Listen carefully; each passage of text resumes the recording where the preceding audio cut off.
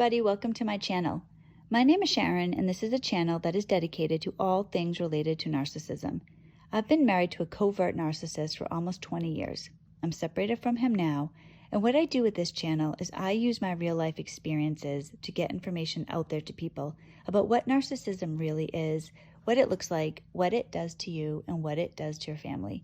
In today's video, I'm going to talk about what happens to a girl when she grows up in a home with a narcissistic father. I made a similar video last week about what happens to a boy who grows up in a home with a narcissistic father. And one thing I noted in that video is that when that happens to a boy, they tend to become angry. And angry boys become angry men that lash out on society. Angry men cause a lot of problems to society. 90% of violent crimes are committed by men who have absent fathers. So whether the father literally isn't there, or whether they're a narcissist in the home or an alcoholic or any other type of abuse, when that happens to a boy, anger rules them. And they react very negatively to that anger. Other people get hurt. When it comes to a girl, it's a little bit different. Girls tend to turn inward with that type of an anger, and they lash out at themselves. So instead of society, they harm themselves. So maybe they have an eating disorder, or they cut themselves, or they go after unavailable men. This is the type of things that girls do, and they cause extreme problems in their own life because of it.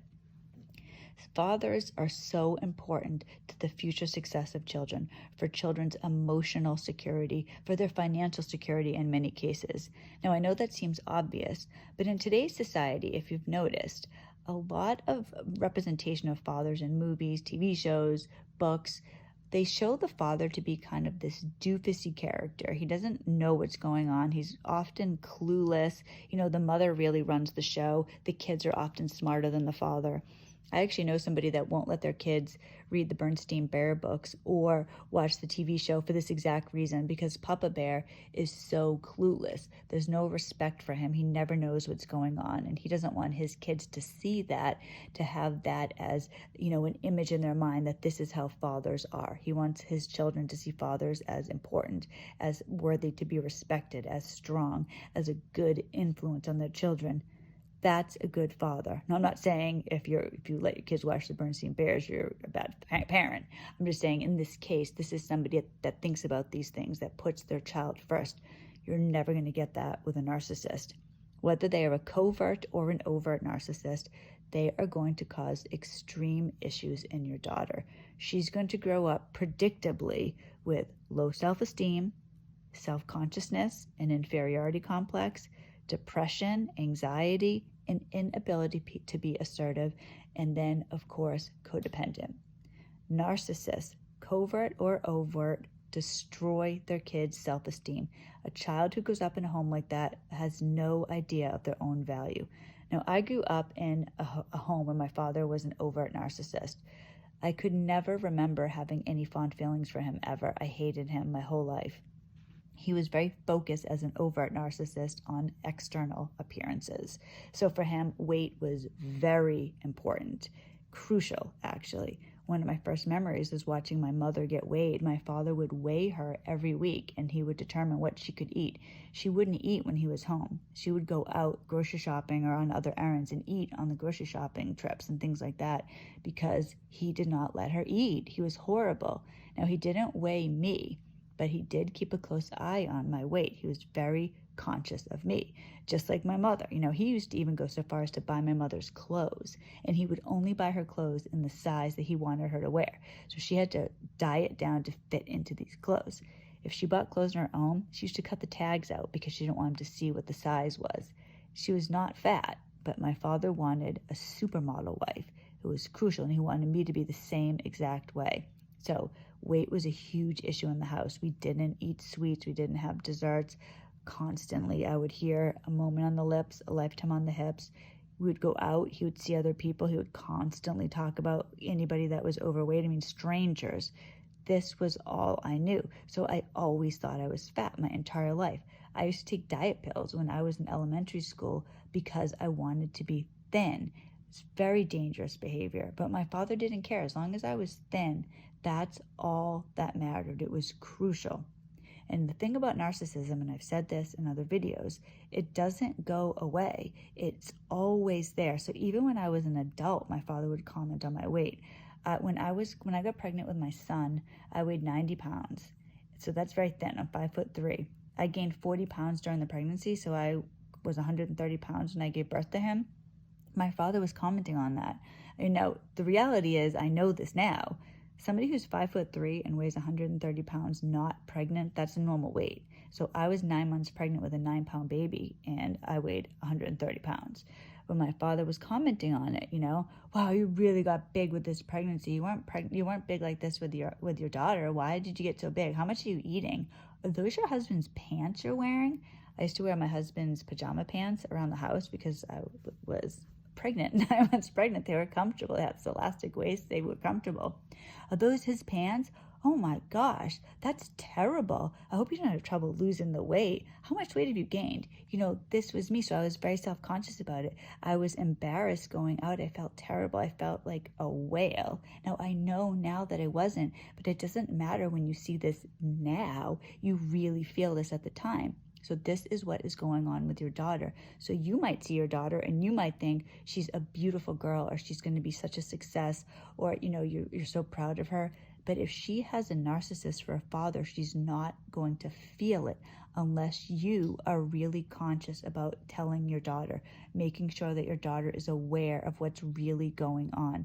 And this is a difficult thing because, as a young girl, all you know is how you've been raised. And it's difficult for us mothers because when you realize, a lot of us don't know. We don't know we're with a narcissist. We don't know what it is. And then when we do know, you look back and you feel guilty. I feel very guilty. I look back and the things that I let him get away with before I knew what was going on, and it's a hard thing. But what you need to do is put your child first. And I'm not saying that you don't, but you need to be conscious of it and not let guilt eat you up, because the reality is you can't change the past. I wish that I could. I think that probably every single day. But the truth, the reality is that I can't go back in time. I can't change things that my husband did, things that he said, things that my children saw. But I can change the future today. One thing I think is really important to do, and what has helped me tremendously, is to think about the person that I want to be. Who is the woman I want to be? What type of woman do I want to be? And then I act that way, whether I feel it or not. And I'm not trying to say that you should be a totally fake person. What I mean by that is if you have a goal, the person you want to be. Have you ever heard somebody say you should dress for the job that you want, not the job you have? It's on that mentality, because the reality is, if I went by my feelings, the way that I feel most days is depressed. I feel anxious, I'm worried, I'm stressed out. If I acted on that every day and thought to myself, well, when I feel better, then I'm going to be a better mother. If I feel better, then I'm going to do this or do that. I'd never do it. I need to do it now. In order to be successful in life, you have to do the things you need to do when you need to do them, right? Look at it school-wise. It would be better if you went to high school and graduated when you were 18. Yes, you could get a GED when you're 45, but ideally it would be earlier. Just like it would be better for you to get married and then have a baby. That doesn't mean that you're not going to be successful if you're a single mother, or if you have a baby, then get married, or have a baby and don't get married. I'm just saying there are generalities, and these generalities make you more likely to be successful. So I don't look down on anybody. I'm just saying if you look at that in yourself today, right? If you do the things now you need to do, despite how you feel, in the future you're going to be more successful. So you're not sitting there 5 years from now looking back to today and wishing you had done things differently, because you can't go back 5 years, but you can go forward 5 years. You can think how it's going to be in 5 years and be happy with the things that you did now. Recognize that your daughter is going to have self-esteem issues. She's going to have body issues, and you don't want her to have men issues. Though for me, I had classic daddy issues. Because I grew up the way that I did, I was always looking for a man to save me. Now, it wasn't conscious on my part, but I can really see that now. Always, I was attracted to older men. And I don't just mean a couple years older. I was attracted to men like 20 years older than me my whole life. My husband is the only person I have ever dated, I've ever been with, that wasn't significantly older than me. That was part of the reason why I was conned by him, because I always went for older men. So I thought he was a safe guy, that he was going to be, a good husband, a good provider, because he was my age. He seemed stable. He seemed like a great guy. He was love bombing me. I was really fooled because I was consciously trying to go for something different than I'd gotten in the past. Different because I've been hurt in the past, but I've never been with a narcissist before. So I didn't recognize anything in my husband. Now I do. So now that I know that, and I know that I was raised the same way, because these things do perpetuate in families, I'm able to help my daughter in a way that my mother couldn't help me. She still doesn't know. She doesn't see this, She's very codependent. My father still rules her. I wouldn't want that type of life. So recognize your daughter probably has self-esteem issues. And you don't want to go overboard complimenting her. And especially you don't want to lie. Like if your daughter's overweight, you wouldn't want to tell her that she's thin, that type of thing. But be honest with her. Let her feel good about herself. Teach her how to be around men. Teach her that she has value. When I was dating, when I was with men, I would always want the man to like me. I never thought to myself, well, do I like this man? I mean, I did at the beginning. I would be attracted to the person. But then when I wanted the person, I let myself go completely, and I would just try to please the man. I was very man-pleasing. That's not how I'd want my daughter to be, because then you're going to get the worst type of guy. You're going to get a guy that's going to totally take advantage of you. I want my daughter to be with somebody that respects her. I want her to respect herself. I want her to know her worth. She is loved. I love her. I think my daughter's a beautiful girl. I want her to have every success in life. So I need to help set her up for that, because she has the detriment of her father. Her father's going to hold her back. She doesn't have everything ideal. But if I hold on to that, if I just think about what she doesn't have, I'm not going to be able to give her what she does have. And she does have one parent who loves her. She has one parent who cares deeply about her, who wants her to be successful. So compliment your daughter. Make sure your daughter knows she has value. Be involved when she's dating. Do not just let her date anybody, particularly if she is still living in your house. My daughter is 17 years old. I've let her date. She's allowed to date at 17 specifically so that I have time to watch her with men before she's out on her own and I don't have any say in it. I want her to be with a good man. I would rather have her be single than with a bad guy. I know what a bad guy looks like. So be there for your daughter. Talk to her about men. Make sure that she recognizes her own value. And when it comes to her father, when it comes to, somebody who grows up with a narcissistic father, you have to be honest, of course, age appropriately honest. But I know some people will say to their kids, oh, daddy loves you, or your father loves you so much. He can't be there right now. He wants to be there. I don't tell my kids that. No, I'm not mean about it, but I think it's crucial that my kids know about narcissism, because this has plagued our family. So I tell them, he's very mentally ill. He can't be there, but he's making the choice not to be there. He could be a father. He could have an involvement with you. He's choosing not to. For my husband, he thinks everything's my fault because I won't let him come home. However, the reality is that he wants to come home exactly how he is.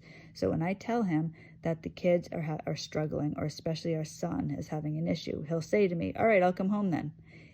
So he takes no blame for this himself. He doesn't care to be a good father. He wants to come home and give me silent treatments. He wants to be abusive. He wants to be drinking. He wants to be driving drunk. He wants to do whatever he wants, have no care or concern for us. But hey, he's there, so he's willing to be there. He is willing to be there. That's narcissism. That's not healthy for your child. So you need to be both the mother and the father.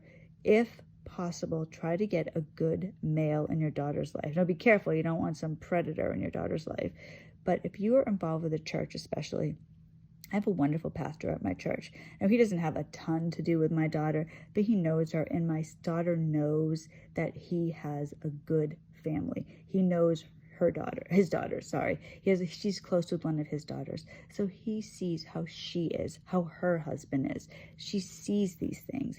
That's so important. So even if she's not, one-on-one with this man all the time, if she knows good men, if she knows how good men treat their family, that is so crucial. You cannot underestimate the importance of that.